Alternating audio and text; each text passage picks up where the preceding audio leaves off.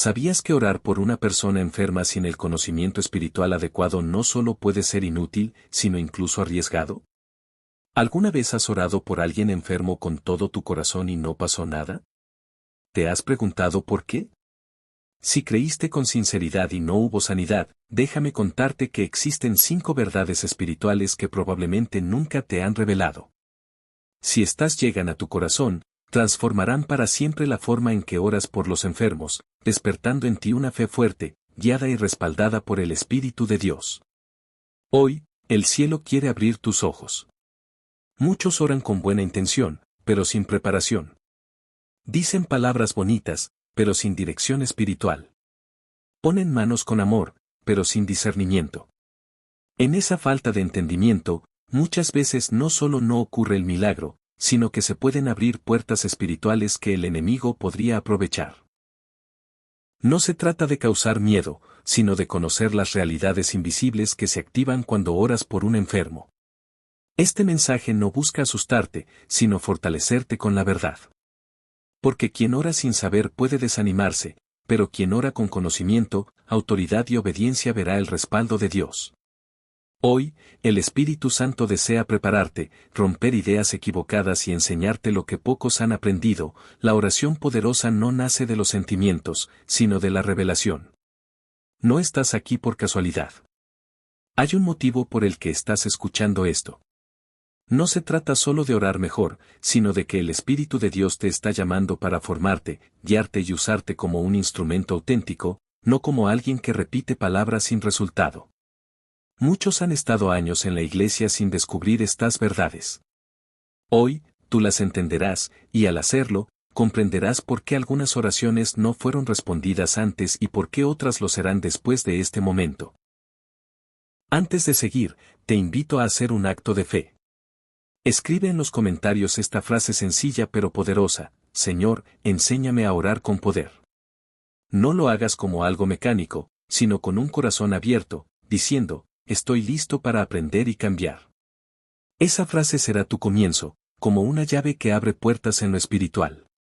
Si valoras estas enseñanzas, dale un me gusta al video. Así, ayudas a que este mensaje llegue a más creyentes que también necesitan despertar. Este canal es un refugio para quienes no tienen una iglesia cerca, una comunidad que escucha la voz de Dios en cada palabra. Al suscribirte, no solo te unes a un canal, sino a una misión para levantar oradores auténticos. Respira hondo, silencia tu interior y abre tu alma, porque estás a punto de escuchar verdades que pueden cambiar para siempre tu manera de orar por los enfermos. Créeme, la cuarta verdad que recibirás en este estudio puede ser la clave que desbloquee algo que has esperado por años. Comencemos. Es fácil pensar que solo mencionar el nombre de Jesús hará que todo cambie, pero ahí está uno de los errores más graves en la vida espiritual: orar sin autoridad. No se trata de repetir frases sagradas ni de imitar lo que otros hacen. En el mundo espiritual, no hay lugar para las apariencias. O tienes el respaldo del cielo, o el enemigo no te tomará en serio. Lo primero que debes saber antes de orar por un enfermo es que sin autoridad espiritual, tu oración no solo será ineficaz, sino que podría ponerte en riesgo. La autoridad no se finge, no se copia, no se improvisa, se vive. La historia de los hijos de Esceva, contada en Hechos, es una advertencia clara para quienes oran sin una vida alineada con Dios. Eran 7 hombres, hijos de un sacerdote, conocían el lenguaje religioso, sabían hablar del templo y estaban familiarizados con el nombre de Jesús, pero no tenían relación con él. Cuando enfrentaron un espíritu maligno, su falta de autoridad quedó al descubierto. Conozco a Jesús y sé quién es Pablo, pero vosotros, ¿quiénes sois?, dijo el demonio. Y tras esa pregunta, fueron atacados, huyendo heridos y humillados. No fue porque el nombre de Jesús no tuviera poder, sino porque ellos lo usaron sin estar sometidos a Cristo. Es como tomar una espada sagrada sin ser digno de sostenerla. Este relato no es solo una historia antigua, es una lección para hoy. Hay quienes oran por enfermos sin vivir una vida consagrada. Declaran sanidad con la boca, pero en lo privado están en desobediencia. Piden el poder de Dios, pero no se han rendido a su voluntad. En el mundo espiritual, el enemigo no responde a palabras, sino a autoridad. Esta no se gana por ir a la iglesia o tener un título, se construye en el altar secreto, en la obediencia diaria, en la comunión verdadera con Dios. Quien ora desde la carne se expone, quien ora desde la apariencia se cansa. Pero quien ora desde la presencia, aunque hable poco, hace que el cielo actúe y el infierno tiemble. No es el volumen lo que impone respeto en lo espiritual, es la santidad. Guarda esto en tu corazón, antes de orar por un enfermo, asegúrate de estar sometido al Dios por quien oras. No se trata de saber su nombre, sino de vivir bajo su autoridad. Esa autoridad, que nace de la obediencia, abre el camino para que lo imposible ocurra. Pero para que esa autoridad funcione, también debes entender una verdad que muchos ignoran: no toda enfermedad visible tiene un origen físico. Algunos dolores vienen de otra dimensión. Cuando pensamos que basta con tener un título, años en la iglesia o un conocimiento bíblico profundo para actuar en el mundo espiritual, olvidamos lo que realmente sostiene la autoridad del creyente. No es el lenguaje religioso, ni los años en una congregación, ni el cargo que ocupas lo que hace temblar al infierno. Es una vida escondida en Dios, una vida de oración y ayuno. Jesús lo dejó claro cuando los discípulos no pudieron liberar a un joven atormentado por un espíritu maligno. Habían caminado con él, habían visto milagros, habían orado por otros antes, pero en esa ocasión fallaron. La escena fue dolorosa: un padre angustiado, un hijo sufriendo, una multitud esperando y discípulos impotentes. Jesús llega, toma el control y libera al joven con una sola orden. Luego, los discípulos preguntan: ¿por qué no pudimos nosotros? Jesús responde con una frase que aún hoy impacta: este género no sale sino con oración y ayuno. Lo que Jesús dice es claro: hay niveles de oposición espiritual que no ceden ante la religión ni la costumbre, solo ante una vida profundamente consagrada. La oración sin profundidad es solo ruido, el ayuno sin propósito es solo dieta. Pero cuando ambos nacen de un corazón entregado, se convierten en armas poderosas. Es esa entrega lo que distingue a quien ora de quien solo repite frases espirituales. Muchos quieren ver milagros, pero no quieren vivir como Jesús vivía. Buscan resultados sin proceso, poder sin sacrificio, fuego sin altar. Pero la autoridad no se proclama, se lleva. Se cultiva en lo secreto, se fortalece en las lágrimas, crece en el silencio cuando nadie ve, pero el cielo observa. Los discípulos tenían experiencia y conocimiento, pero les faltaba el fuego encendido. Estaban vacíos de lo que más necesitaban: una vida conectada. La autoridad espiritual es un fuego que necesita alimento constante. Sin oración, se apaga; sin ayuno, se enfría; sin una vida consagrada, no hay respaldo. Por eso, tantos oran sin ver cambios, porque han olvidado lo básico, han cambiado el altar por la actividad, oran por enfermos con buenas intenciones, pero sin carga espiritual. Pero quien regresa al lugar secreto, quien cultiva una vida de oración, humildad y búsqueda sincera, ese reaviva la llama, ese recupera peso en sus palabras, ese camina con autoridad. Y es entonces, cuando esa autoridad se combina con el discernimiento, que comienzas a ver que no todo dolor es físico y no toda enfermedad tiene un origen natural. Pero si el poder espiritual no se mantiene por inercia, tampoco se activa por casualidad. Hay prácticas que, cuando se viven con el corazón correcto, abren puertas del reino que no se acceden de otra manera. Entre ellas, está el ayuno, una práctica olvidada o malentendida por muchos. No hablamos de un ayuno por obligación, ni de un sacrificio vacío, ni de una rutina religiosa. Hablamos del ayuno que toca el corazón de Dios, que nace de la humildad, no del orgullo, que no busca manipular a Dios, sino alinearse con Él. Ese ayuno fortalece a quien ora, despierta la autoridad dormida. Isaías 58 es como un espejo para quienes dicen buscar a Dios, pero no lo hacen como Él desea. El pueblo ayunaba, se humillaba, se apartaba por un tiempo, pero no veía resultados. ¿Por qué? Porque su corazón estaba lejos, su actitud era orgullosa, sus vidas estaban llenas de egoísmo e injusticia. Dios, a través del profeta, responde con claridad: ¿es este el ayuno que yo quiero? Que alguien se aflija un día, baje la cabeza y se acueste en saco y ceniza, ¿a eso llamas ayuno? Dios no se impresiona por las apariencias. Busca corazones sinceros, vidas puras, actos genuinos. El verdadero ayuno, dice Isaías, es romper cadenas de maldad, liberar a los oprimidos, compartir con el necesitado, cubrir al desamparado, no ignorar a tu hermano. En otras palabras, el ayuno que agrada a Dios va más allá de lo físico, transforma tu carácter, tu forma de ver, tu comportamiento. Cuando esto sucede, tu voz se alza con autoridad.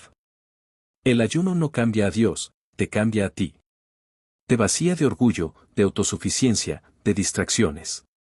Ese vacío se convierte en un espacio para que Dios lo llene con su presencia.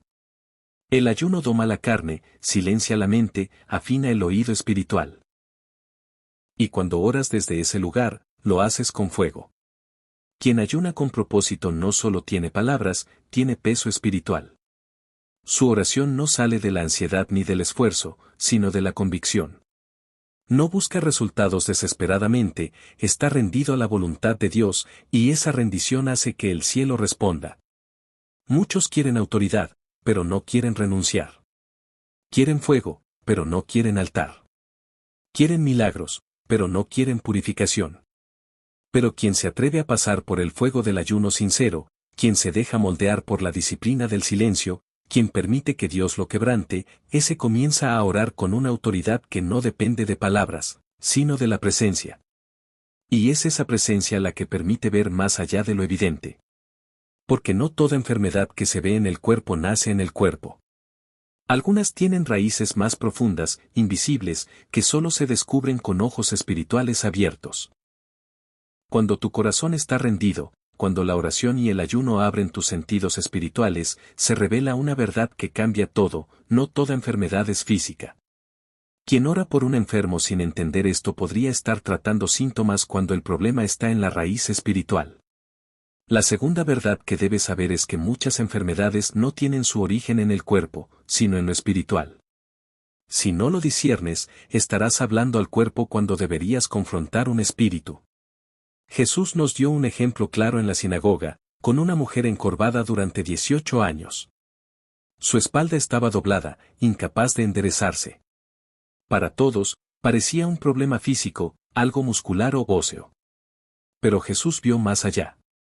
No se limitó a lo que sus ojos naturales veían. Discernió lo que nadie más percibía. Esa mujer no solo necesitaba sanidad, necesitaba liberación. Lucas 13 lo dice claramente, tenía un espíritu de enfermedad. No era una debilidad física, era una opresión espiritual. Jesús, con autoridad, no pidió salud, sino que la llamó, la tocó y dijo, mujer, quedas libre de tu enfermedad. No dijo sana, dijo libre, porque su problema no era médico, era una atadura invisible. Aquí hay una lección profunda. Hay personas enfermas cuyo cuerpo no es el verdadero campo de batalla. Sus dolencias están ligadas a traumas, maldiciones familiares, pecados no confesados o puertas abiertas al enemigo. Algunas enfermedades son físicas, sí, pero otras son espirituales, y estas no se vencen con diagnósticos médicos, sino con discernimiento. El problema es que muchos oran sin discernir, ven dolor y piensan en medicina, oyen un diagnóstico y reaccionan desde las emociones. Pero la oración eficaz no es emocional, es espiritual. Quien ora con madurez no se guía por lo que escucha, sino por lo que el Espíritu revela. Frente a un caso como el de esa mujer, no pide solo salud, busca la raíz.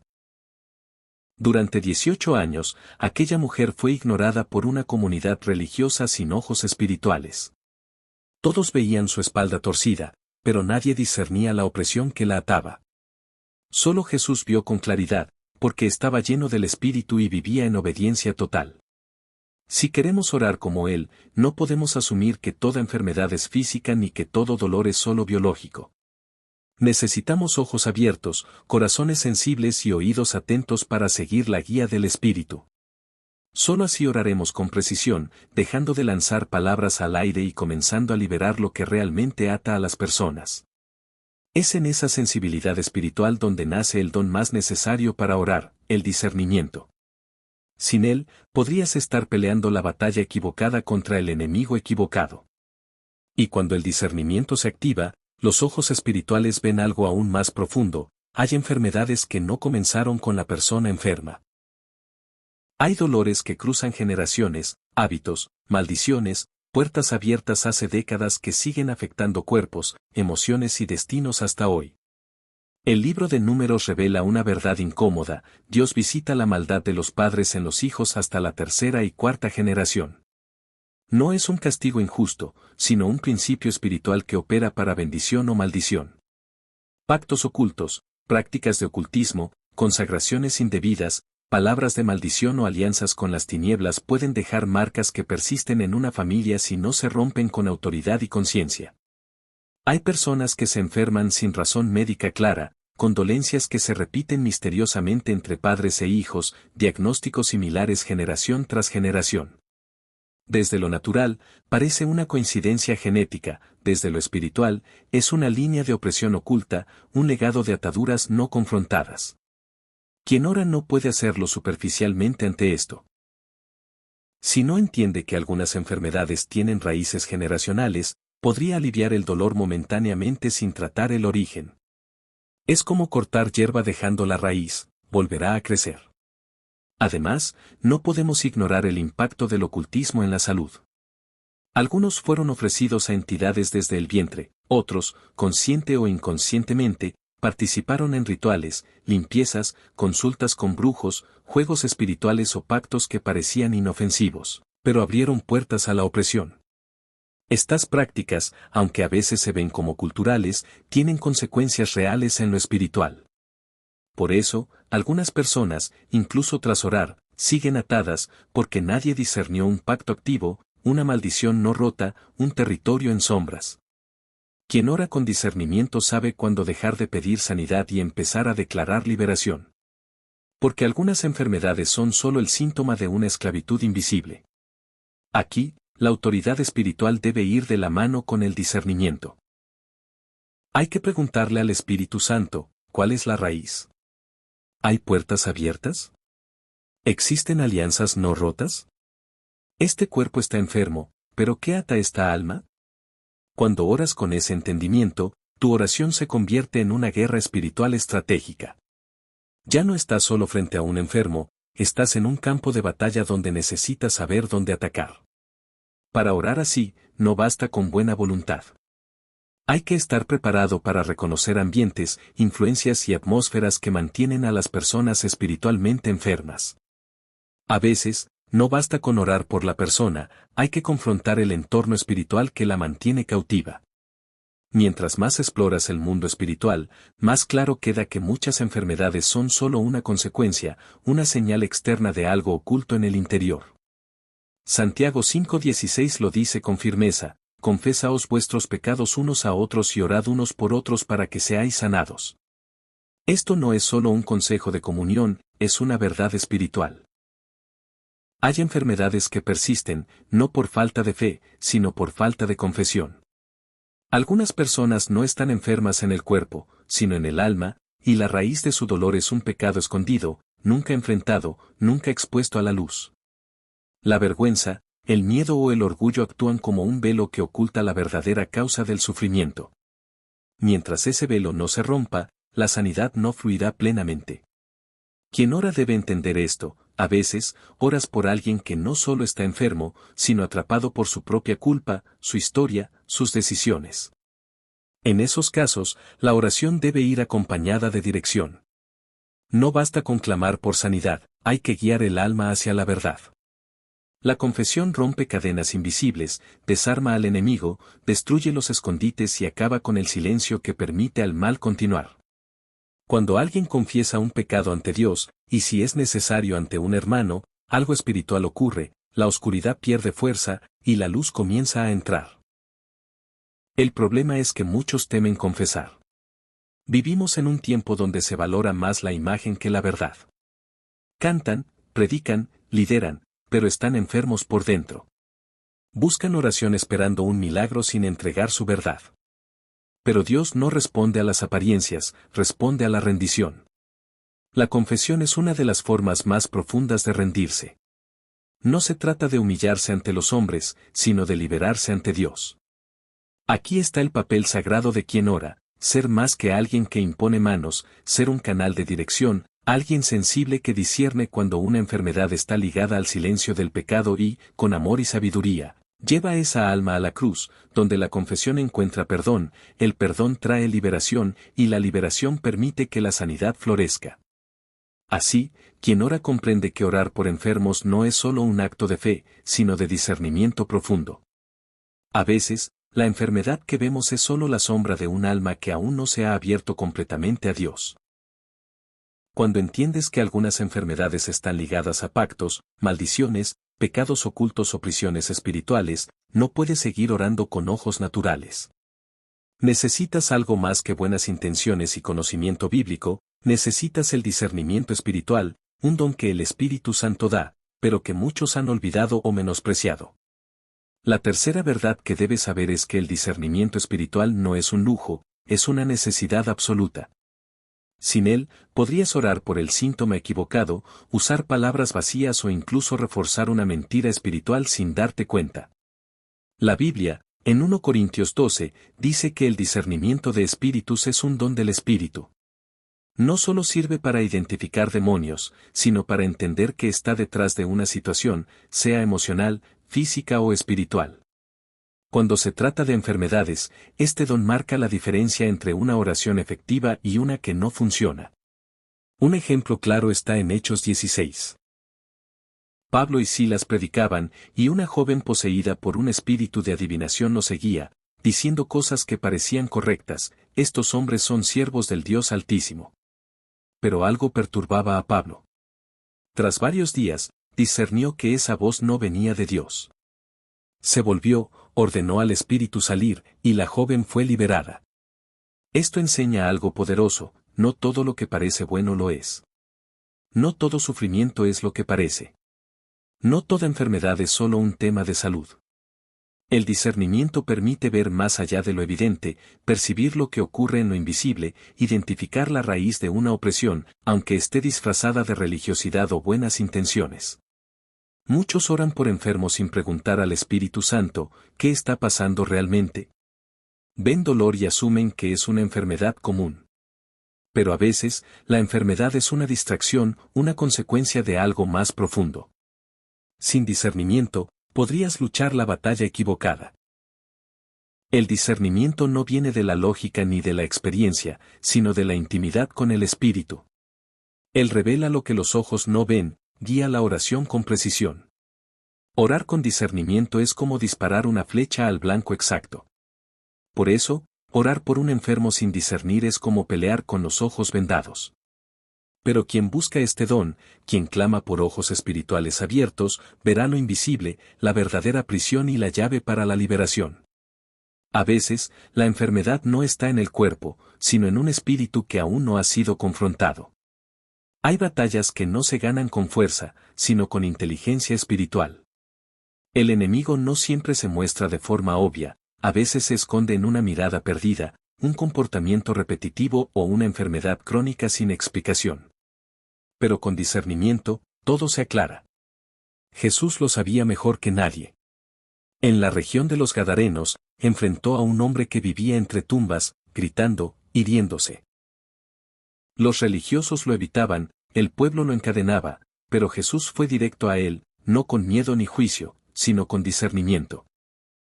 Lo más impactante no fue que el hombre estuviera poseído, sino cómo Jesús manejó la situación. No oró automáticamente ni declaró sanidad sin pensar. Primero preguntó, ¿cuál es tu nombre? La respuesta lo reveló todo: Legión, porque somos muchos. Jesús no enfrentaba una enfermedad común ni una opresión simple, sino una estructura espiritual compleja. Si hubiera orado sin discernir, no habría habido liberación. Aquí está una clave vital: antes de orar por un enfermo, necesitas saber contra qué oras. Hay enfermedades con espíritus específicos detrás: de enfermedad, locura, suicidio, engaño. Si no identificas qué opera, tus palabras no darán en el blanco. Muchos oran sin ver cambios porque hablan al cuerpo cuando deberían confrontar un espíritu, piden sanidad cuando deberían romper ataduras, claman por paz cuando deberían expulsar tinieblas.